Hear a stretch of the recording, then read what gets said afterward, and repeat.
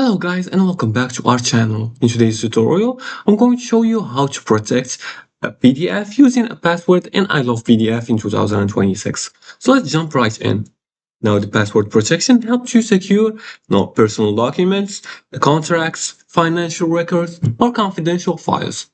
So first you're going to open iLovePDF website by going to your Google. Then you're going to search for iLovePDF tool. We're going to click on it, and you're going to be directed to the homepage of this website right here. Now, from here, you're going to open the Protect PDF tool. You're going to look for PDF security section, and then you're going to click on Protect PDF. As you can see here, you're going to click on Protect PDF. Then you're going to upload your PDF, for example. You're going to select PDF here. You're going to upload the PDF. Then here, you're going to set a password to protect your PDF.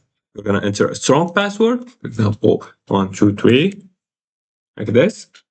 And then you're going to, a good password should include uppercase letters, lowercase letters, numbers, and special characters. And many users protect PDFs before emailing files, sharing contracts, or storing sensitive documents online.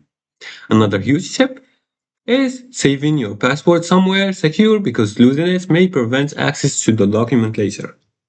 And once ready, for example, you're gonna repeat the password 2 times. Then, once ready, you're gonna click on Protect PDF. Now the PDF is password protected. You're gonna download the secured file, as you can see here. Then you're gonna click on it. And as you can see, the PDF file demands you to enter a password. For example, I'm gonna enter the password, and the PDF is gonna work.